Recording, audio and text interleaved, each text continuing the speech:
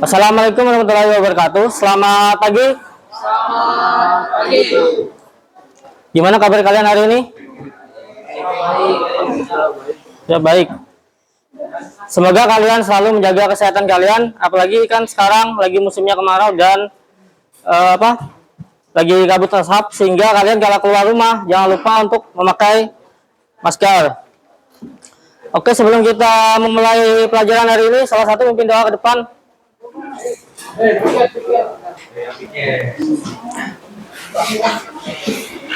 Baik perhatian, sebelum memulai pembelajaran, alangkah lebih baiknya kita berdoa untuk agama dan kepercayaan kita masing-masing. Berdoa, silakan.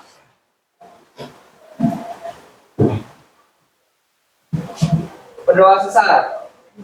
Istirahat di tempat. Selamat siang. Kita masuk ke materi. Di sini kita akan melakukan asesmen diagnostik. Untuk asesmen diagnostik ini bisa kalian scan di situ barcode-nya atau yang dikirimi sama ketua kelas.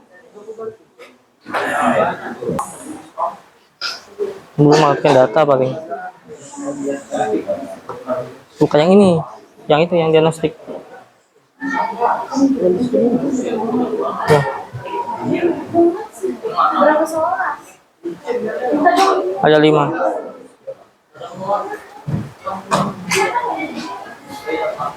Bisa kah? Wah, berarti yang buka link yang dikirim sama ketua kelas.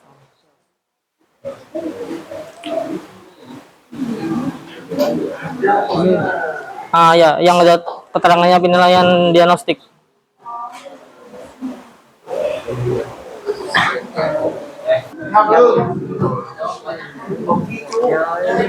Oke, 5 menit lagi ya.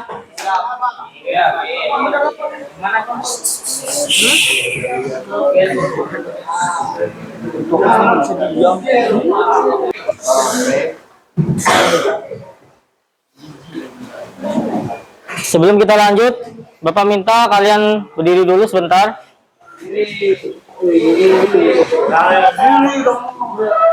Berdiri dulu sebentar.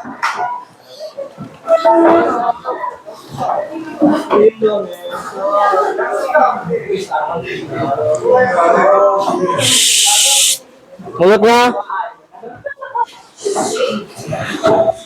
Oke, kita akan melakukan teknik bernafas 478 agar kalian bisa rileks untuk mengikuti pembelajaran hari ini. Bisa dipahami? Oke, berdiri dengan rileks. Kemudian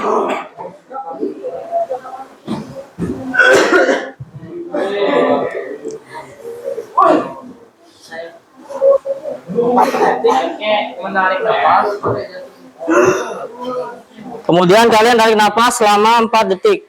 4, 3, 2, 1. Kemudian nahan nafas selama 7 detik.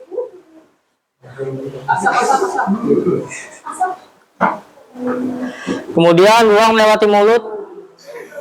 8, 7, 6, 5, 4, 3, 2, 1. Oke, terima kasih. Silakan duduk kembali.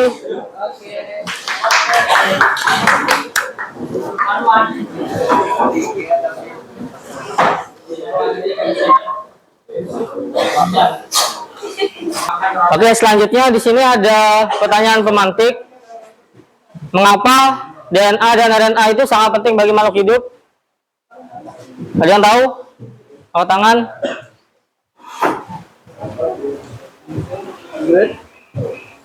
DNA sangat penting bagi makhluk hidup. Kenapa penting? Karena menyusun kromosom. Iya, benar. DNA dan RNA itu untuk menyusun kromosom. Kemudian ada lagi?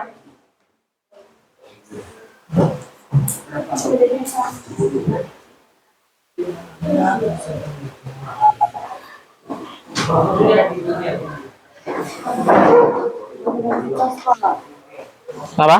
Identitas. Ya, identitas. Ada lagi?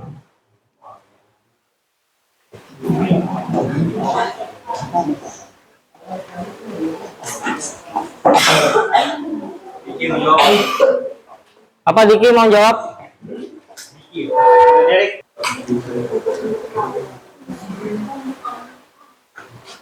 Coba si Mega apa? Sama DNA dan RNA itu tugas untuk memberikan kode genetik. Ya benar sekali. Seperti yang dibilang sama Mega tadi adalah DNA dan RNA itu sebagai berfungsi untuk membawa kode genetik dan sangat penting bagi makhluk hidup. Karena untuk proses dalam pewarisan sifat dari sel induk kepada keturunannya. Oke, pemahaman makna yang selanjutnya itu setelah kalian mempelajari materi ini bahwa DNA dan RNA itu sangat mempengaruhi dalam proses pewarisan sifat yang berasal dari sel induk kepada keturunannya, seperti yang dibilang tadi. Kemudian pembelajaran hari ini menggunakan model problem reasoning dengan tujuan pembelajaran. Sebelum itu, di sini ada orientasi masalah.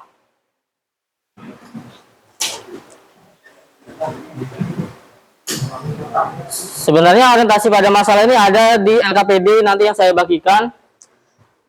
Untuk selanjutnya, untuk LKPD ini terdiri dari pengerjaan dari orientasi pada masalah itu.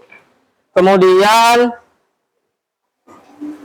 ada yang mengorganisasi peserta didik untuk belajar. Di situ ada kalian bisa membuka barcode untuk materi struktur DNA, teori aplikasi DNA, dan perbedaan DNA dan RNA. Kemudian yang kedua nanti kalian diskusikan dengan kelompok kalian. Kemudian di sini ada yang soal ketiga yang bagian C, bisa dilihat sendiri nanti di LKPD. Kemudian yang selanjutnya ada di LKPD sampai yang bagian E.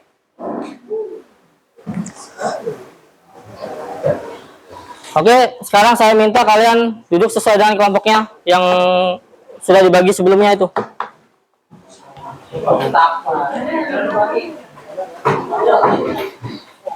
Yang dibagi kelompok sama saya sebelumnya.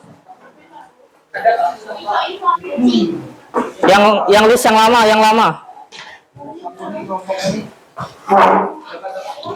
1 menit.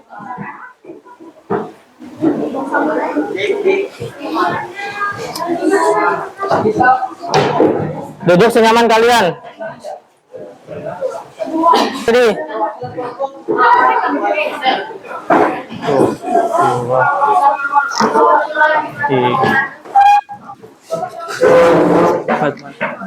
Lima, 6. Dua lagi. Oke.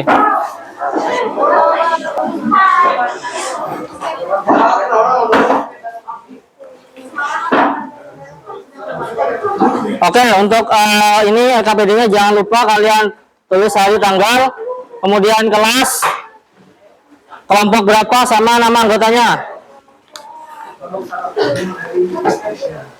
Untuk pengerjaannya 20 menit cukup. Ini banyak kok. Tidak, Pak, tidak cukup. Setengah jam. Aku petugasku. Cek di Google lah. Banyaknya.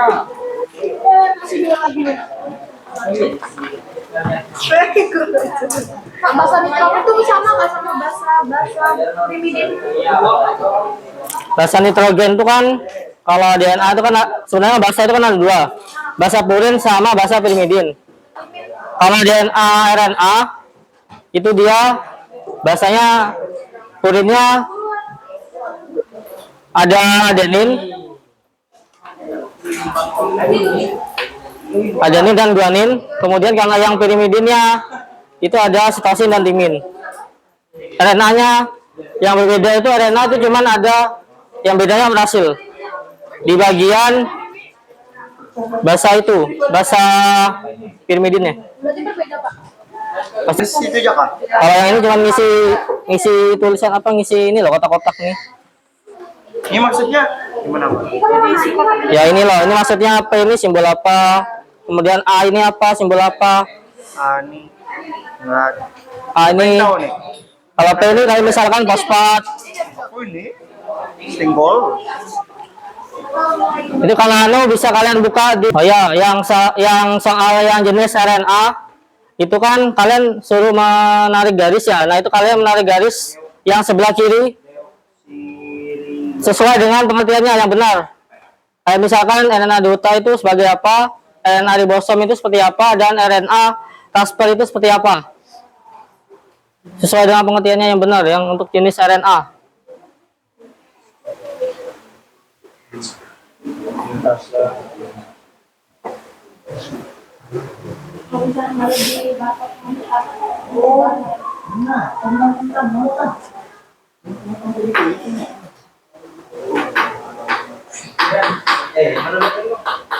Hindi na sa kung ini ada na.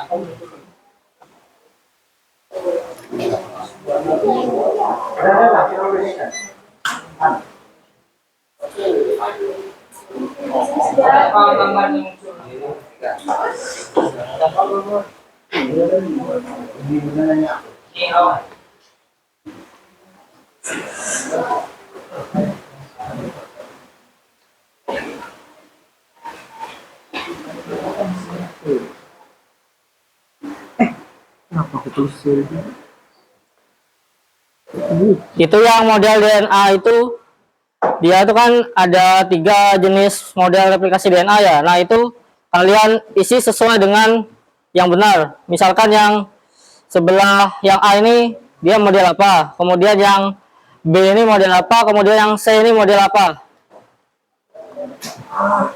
Kalian amati gambarnya benar-benar, karena pasti nanti kalian kebalik dia antara model yang satu dengan yang lain.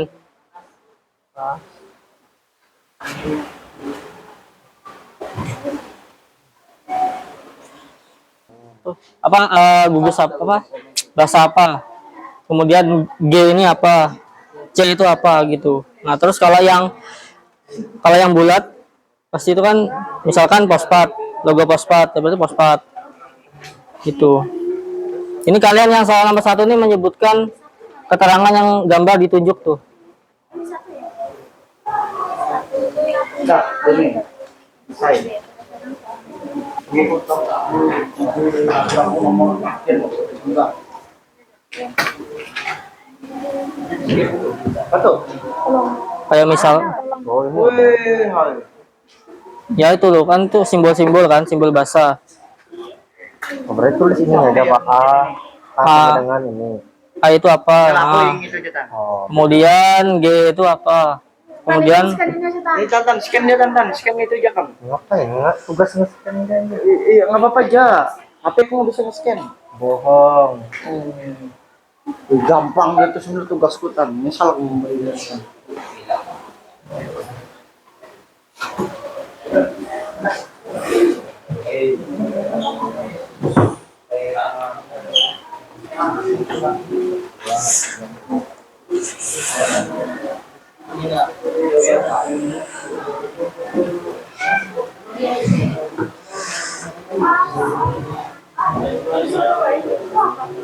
masih belum dong kah? Masih belum dong. Ini loh Pak, pas aja loh. Iya, misalkan kayak P itu simbol apa? Kan di setiap satu polinukleotida itu kan misalkan ada terdiri dari satu gugus, yaitu gugus fosfat, gugus gula atau gugus gula itu, kemudian sama basa nitrogen basa nitrogen. Nah, dalam satu DNA itu ada namanya simbol. Kayak misalkan logo fosfat itu dilambangkan apa? Itu cuma perintah untuk scan materi. Anak nyuruh aku nge-scan itu. Misalkan P itu fosfat, kemudian D itu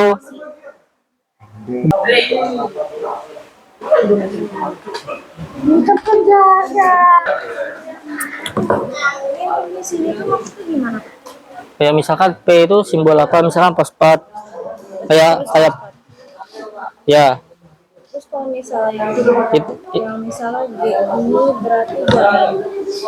ya kalau G guanin. Berarti maksudnya jawabannya kayak gitu. Ya kalau kan pastinya kalau misalkan dia kan ada simbol kan setiap DNA, RNA kan ada simbol. Kalau misalkan bentuknya bulat itu kayak itu berarti biasanya fosfat. Kemudian kalau bentuknya kayak segi 5 itu dia itu gula, gugus gula. Gugus gula. Nah, kalau DNA RNA itu berbeda gugus gulanya. Kemudian kalau yang sebelahnya yang ada ikatan itu, nah itu basa nitrogen.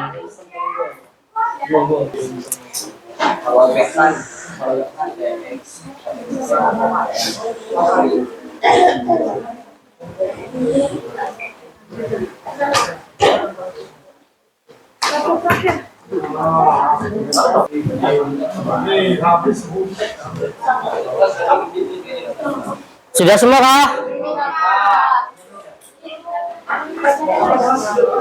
Yang sudah bisa coba maju ke depan, kita bahas sama-sama. Yang sudah kelompok berapa? Ya boleh. Ya, maju silakan. Oke, kamu kelompok siapa? Gak maju.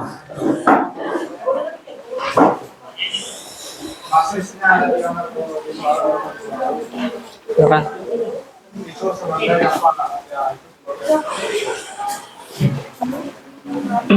Oke, bisa dimulai. Selamat siang. Selamat siang. Teman-temannya diperhatikan dulu ya, temannya di depan. Atas waktu dan kesempatan yang diberikan, kami dari kelompok 1 yang beranggotakan Adrianus, Aisyah, Khalifa, David, Rafael, dan Widya Stuti akan membacakan hasil jawaban yang telah kami diskusikan di RKPD kami. Soal yang pertama, kalian tahu kenapa kakak adik kandung memiliki sifat dan kepribadian yang berbeda-beda? Menurut kami, saudara kandung mewarisi kode genetik yang diasumsikan kurang mirip sebenarnya. Pelajaran biologi kerap menyatakan bahwa satu gen mempengaruhi suatu sifat, tetapi warna mata melibatkan setidaknya 16 gen. Perbedaan DNA saudara kandung tidak berhenti di situ, melainkan ada yang disebut epigenetik sedang bekerja. Gen bisa sangat berbeda dari satu orang ke orang lain, dan sebagian besar pengaruhnya juga bergantung lingkungan.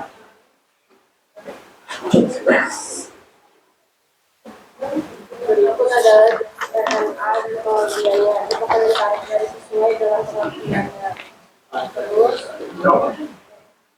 FMAD adalah ditarik sebagai adaptor atau pembaca kode genetik. Terus yang kedua RNA ribosom ditarik Yang ini, bentar. sebagai pembawa kode genetik. Terus RNA tarisker ditarik sebagai pendeteksi kode genetik. Yang ketiga, berikut adalah gambar model replikasi DNA. Coba kalian isi model replikasi DNA sesuai dengan tempatnya.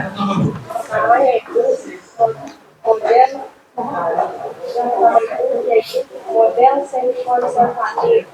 Terus yang kedua adalah model konservatif. Yang ketiga adalah model ekstensif. Yang nomor 1 tadi udah belum? Kelewat kayaknya. Sudah kah?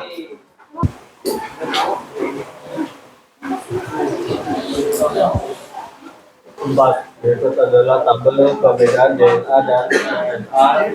Coba kalian tabel berikut disebut sesuai dengan jawaban yang benar. Faktor pembeda bentuk struktur DNA bentuk struktur dua rantai nukleotida yang berbentuk seperti tangga berpilih.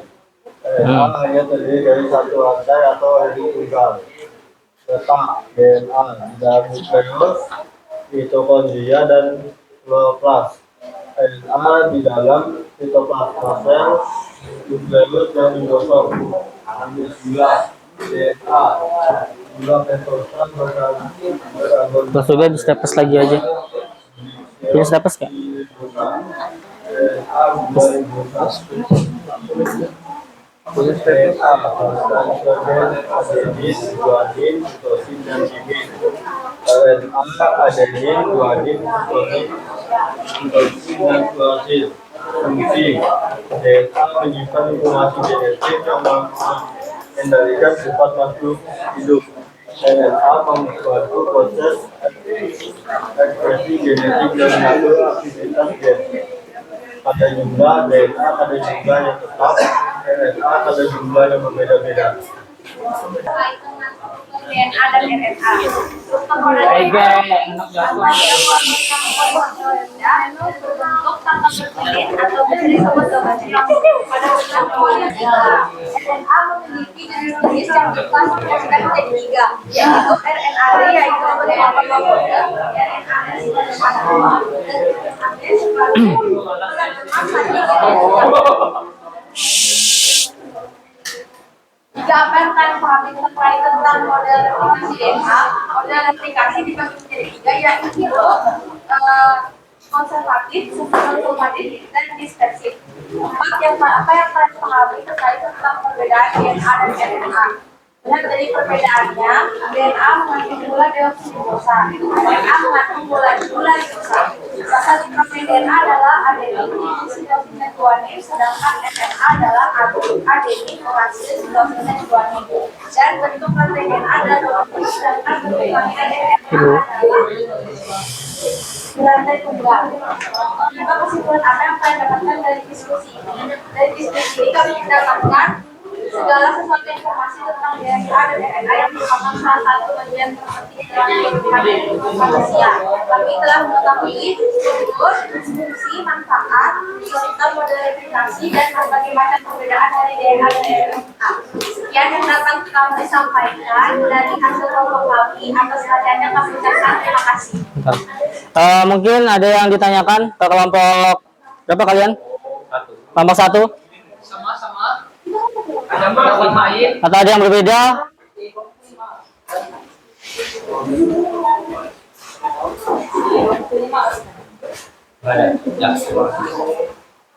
Apakah ada?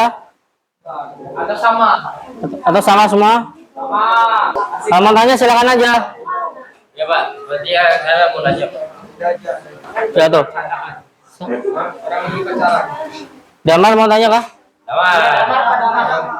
Hanya enggak paham dia teman.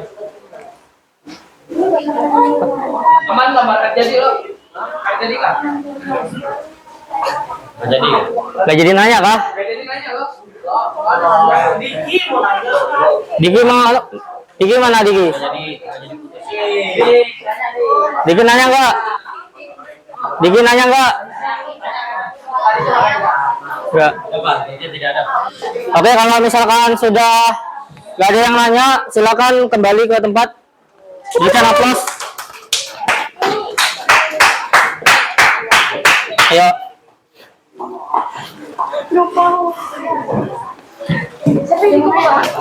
Boleh. Yang soal nomor 1. Masuk. Yang nomor 1 tadi, kalian tahu kenapa kakak adik kandung itu memiliki sifat dan kepribadian yang berbeda? Untuk yang soal nomor 1 ini apakah ada yang berbeda? Sama. Oke. Karena itu apa ya? Saudara kandung itu dia telah mengalami perbedaan antara DNA dari sel telur dan DNA sel sperma. Karena antara sel DNA pada kakak dan adik itu dia prosesnya mengalami perubahan DNA, kemudian ada kombinasi yang membedakan supaya kakak adik ini dia memiliki sifat yang berbeda.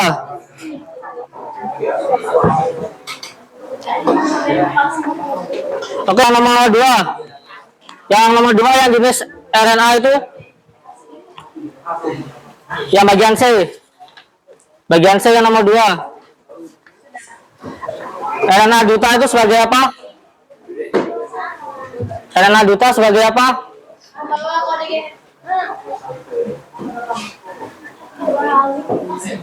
Balik tuh lupa. Baru ini Pak, baru sadar Pak. Ya, RNA duta sebagai pembawa kode genetik. Kemudian RNA ribosom. Sebagai apa? Bukan. Ayo. Aduh, adaptor, Pak. Sebagai adaptor atau pembaca kode genetik pada RNA. Kemudian yang RNA transfer. Penerjemah. Ya, RNA transfer itu adalah sebagai penerjemah kode genetik pada yang di bawah RNA-D atau RNA duta. Apa kesimpulan untuk hari ini, diskusi hari ini?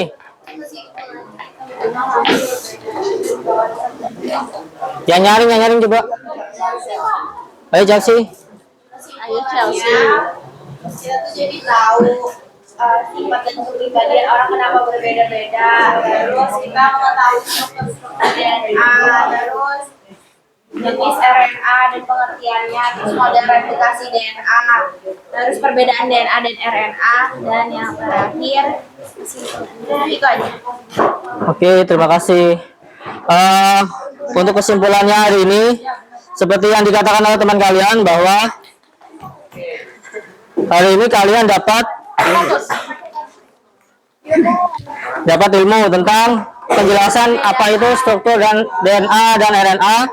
Kemudian dia apa berbeda, habis itu cara replikasi DNA-nya seperti apa, modelnya seperti apa, kemudian sama perbedaan.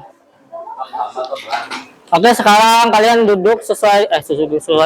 Sekarang kalian duduk masing-masing. Kita akan melakukan asesmen formatif.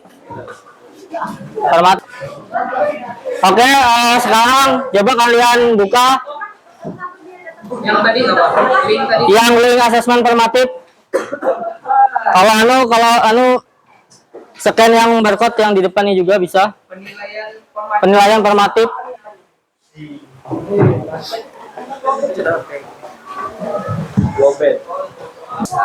Semua, Pak. Sudah semua? Cek, Pak. Cek. Nanti saya cek di rumah. Kalau sampai nggak ada nilainya 0 loh. Pak, ini yang ini dikerjakan juga nggak Pak? Ya tuh nanti habis ini.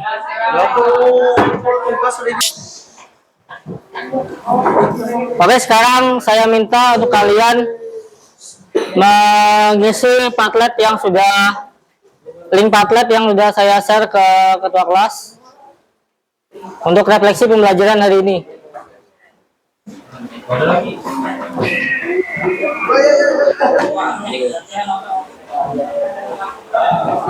Refleksi pembelajaran kalian hari ini apa?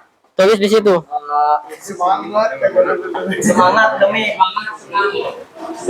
Yang buat itu aja, buat refleksi saya aja itu. Itu klik tambah.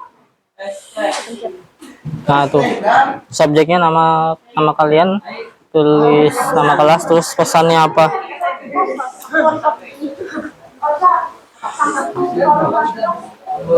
Ikan lele. Gak bisa Pak?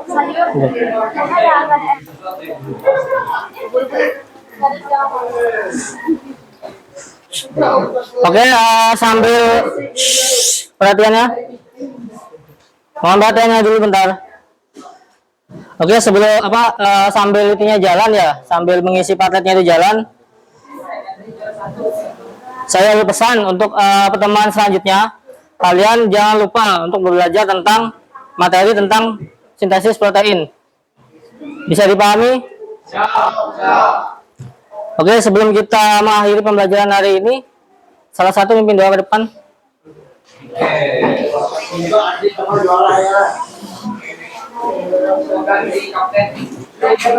Baik, perhatian untuk menutup pembelajaran biologi pada siang hari ini. Mari kita berdoa menurut agama dan kepercayaan kita masing-masing. Berdoa, silakan. Berdoa selesai. Selamat di tempat. Selamat siang. Oke, terima kasih untuk waktunya. Mohon maaf kalau saya ada kesalahan. Akhir kata, assalamualaikum warahmatullahi wabarakatuh. Selamat siang. Selamat siang.